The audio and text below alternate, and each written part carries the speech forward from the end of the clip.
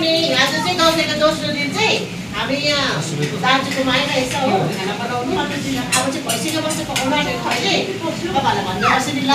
by by के भयो भन्नुहोस् न भैँसीको मासु पकाउनु लागि चाहिँ मैले यहाँ प्याज हालिरहेछु खोर्सानी हालिरहेछु हो मासु उपर छ अब यसमा टमाटर हाल्छु यसमा टमाटर हालेर मैले यहाँ भुल्दैछु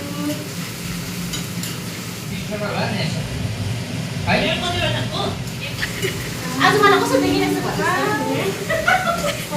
राम्री राम्री तपाईँको फेभरेट आलुदम बनाएको है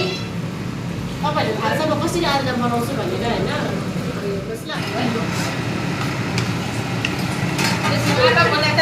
फाइनल लुक चाहिँ यस्तो छ आलुदमको है अब त चिकन पकाउँदैछु अघि आलुदम बनाएँ हो अहिले चाहिँ हाम्रो माइली आमाजु पनि आइपुग्नु भएको छ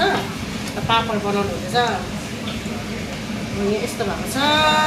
हेलो भनिदिनुहोस् न माइली आमाजु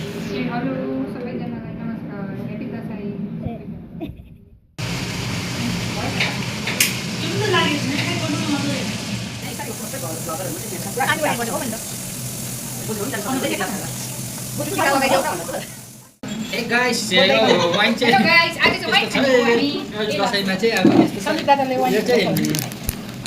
खैन्टाली भन्ने रहेछ यसरी खोल्नुपर्ने रहेछ यसरी खोल्ने त्यसपछि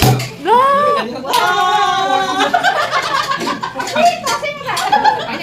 ग्यास हैन कति गएको के वाइन झन् माइल नबोलेको